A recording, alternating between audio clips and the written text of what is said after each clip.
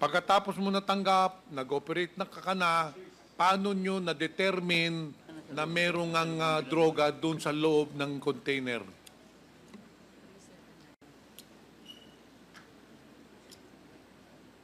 Iyak na. Iyak na. Iyak na.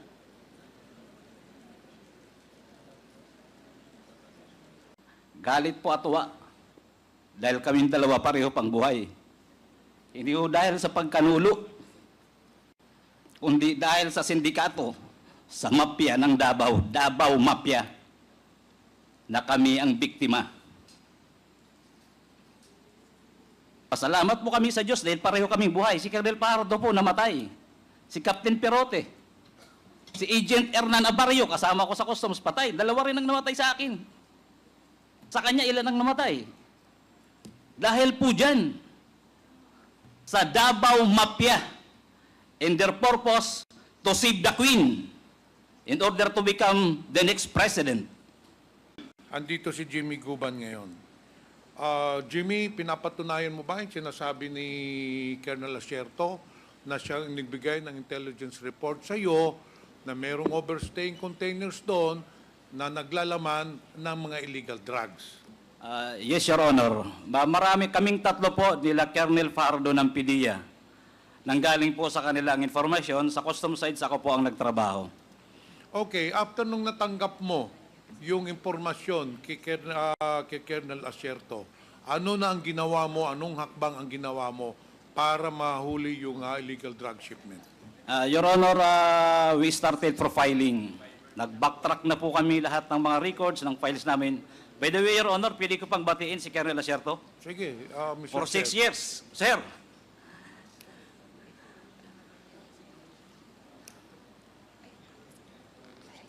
O sige, ipagpatuloy mo na, Mr. Jimmy Guban. Mukhang hindi ka nadinig ni Colonel Asierto. Colonel Asierto, binabati ka ni Jimmy Guban. But anyway, mas importante... Sir, let's go to work. Salamat, Jimmy. Salamat. Ingat ka.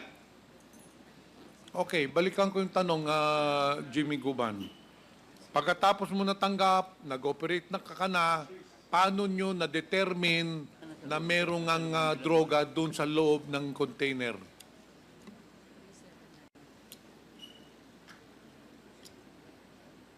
Iyak na.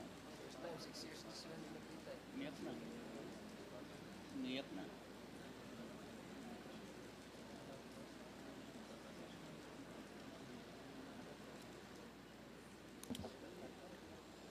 Na-miss lang, Mr. Chair, ni Jimmy Guban si Colonel Asierto dahil 6 years na sila hindi nag-uusap. This is the first time that Mr. Jimmy Guban and Colonel Asierto has talked to each other. Pagpatuloy mo, Jimmy. Thank you for your honors. Nakikita ko po kasi ang salarin, Your Honor, nasa tapat ko. Si Mr. Paul Gutierrez.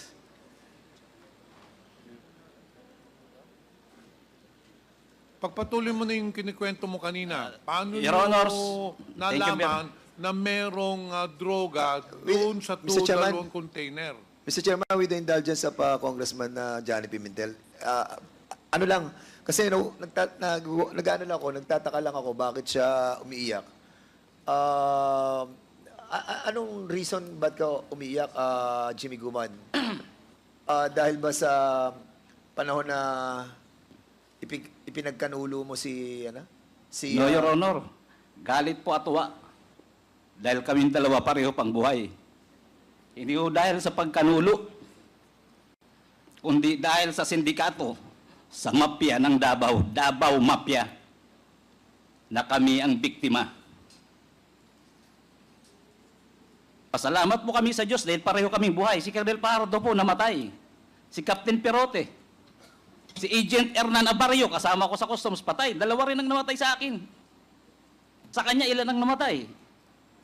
Dahil po dyan, sa Davao Mafia, and their purpose to save the Queen in order to become the next president. That is how, ganun nila ginawa. Lahat patayan.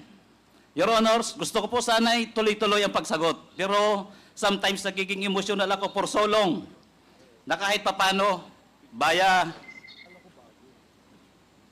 internet, kahit papano pareho kaming buhay ng aking kaibigan si Kerry Lacierto.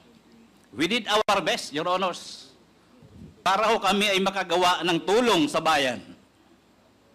Pero ang sinapit namin, siya may patong sa ulo. Ako buti na lang may Diyos. Hanggang ngayon, nasa National Bilibid Prison. Anong hustisya ang meron during the time ni Duterte? Anong merong laban sa droga kung ang pinoprotektahan? Sorry po, Your Honor. Pili ko ilabas ko lang po muna konti. Kagalang-galang pong Senator at the Chairman. Congressman? Jimmy, paalala lang, paalala lang. Kasi hindi ito yung venue para maglabas ka kung anumang sama ng loob meron ka, itong venue na ito ay venue kung saan ang mga katanungan ng ating mga kasamahan ay maaring mong masagot.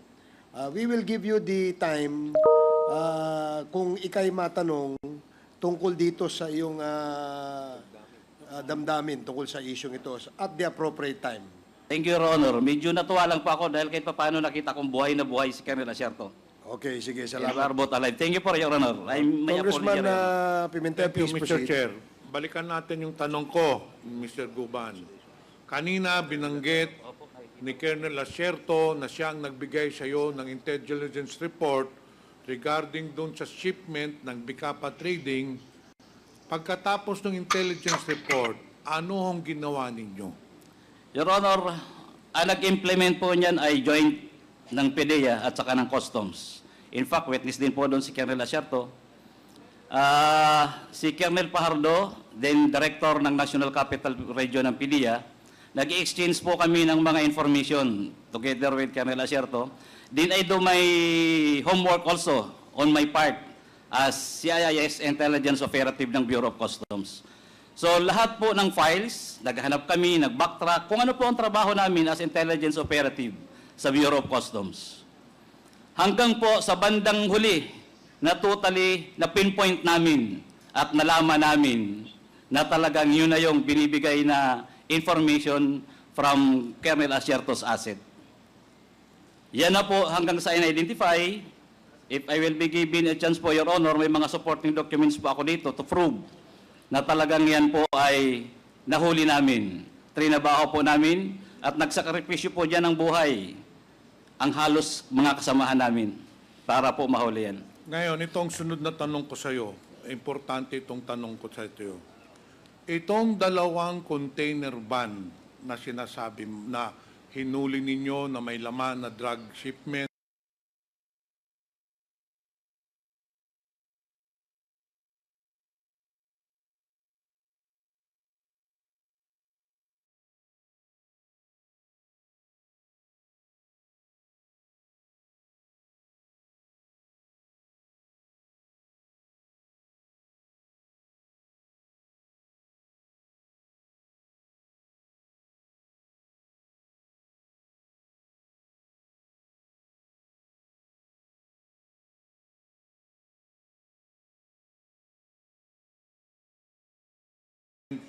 ito ba For Cargamento na pinapakiusap siya. So, isa po yan na sa mga pinapakiusap niya na Cargamento, pati po yung mga missing containers at saka pati po yung ibang mga nahuli sa warehouse. Missing containers at saka pati po yung ibang mga nahuli sa warehouse. Sabi mo, Mr. Chair, Guban, na maraming hinihiling sa iyo ni Small Abrera na maipapasok na mga kargamento. Kasama na itong ilang container van ba ito? Isang container van lang? Isa lang po, Your Honor. Recording in progress. Isang container van lang. So, pero ito na nga yung binabanggit niya. Isa po yan, Your Honor. Okay, so nung na-identify na ninyo yung container van, ano na nangyari? Did you report it to PDEA para gumawa ng control delivery? Siyempre, binigyan ka ng information ni Colonel Lacierto, binerify ninyo yung container van. Anong sunod na hakbang na ginawa ninyo? Gumawa po kami ng report, Your Honor, together with PDEA. In fact, nandun po lagi sa office ko si Intelligence Officer Bagawi. Your Honor, if I be given time, may dala po ako dito na pirmado po namin ni Bagawi yung ibang mga reports tungkol po dyan sa tinatrabaho naming before, hindi pa magnetic lifter. Basta yun yung subject po namin. Siguro on another occasion because we will have a next hearing next week, Mr. Chair. Sa pagka-ngayon, marami pang mag-interpolate. But anyway, after nung identify mong container banyo, coordinated with PDEA, ano nang sunod na nangyari? Hanggang sa, Your Honor, inaprobahan na po yung aming request through the Deputy Commissioner for Intelligence ng Bureau of Customs. Inaprobahan na po ni Commissioner na buksan ang container number na yun na ni-request po namin dahil natapos na po namin ma-develop doon po sa Manila International Container Port. And that was also the time, Your Honors, na inorderan si Collector Bakiran para isaayos yung container na yun na may lamang magnetic lifter. So, kailan nyo binuksan yung container van? Kung di po ako nagkakamali, Your Honor, that was August 7, 2018. Pero sa pagkakaalam ko, hindi ba dinalan nyo sa warehouse yung container van? No, Your Honor, sa loob po mismo ng custom po yan hinuli. Hindi po yan nakalabas. Okay, so hindi na nakalabas. Opo, Your And Honor. then after that, you did your investigation and then you filed cases. Your Honor, turn over na po namin sa PDEA during that time. Sila na po nun, kasi wala na po sa amin ang trabaho nun. Trabaho na po ng PDEA. After po ng interception, after ng apprehension, nasa PDEA na po ang kamay, pati po yung pag-inventaryo ng illegal na drogang shabu. Pero hanggang ngayon, Mr. Jiguman, Mr. Chair, sino ba talaga ang nagpasok nitong illegal drug shipment na ito under Bicaba Trading? Your Honor, based on the reports, even in my affidavit, Your Honor, in my last testimony, Hernan died or nilaso nila, sabi nila mismo, nung itsikwa at kasama ni Bidasto Cabral Barakel, ni Loquiga, ni Katipan, na ang nagparating yan ay si Michael Yang, si Mans, at saka si Pulong Duterte. It's from their mouth, not from us.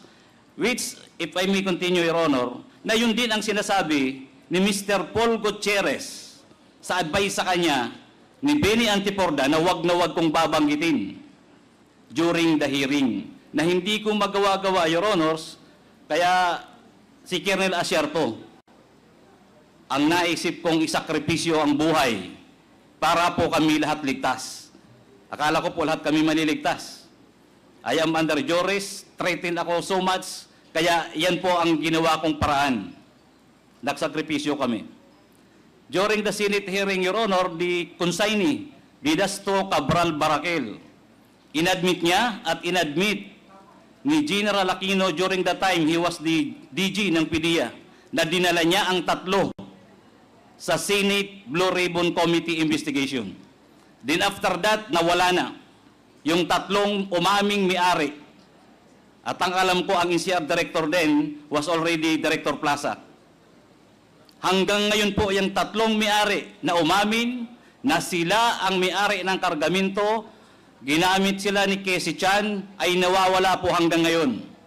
At ako po ay nag-request na, I think twice, sa National Bureau of Investigation ng whereabouts ng tatlo para po yung hustisya ng aking kaso ay mailabas ang tunay at totoo kung sino talaga ang mafia ng droga.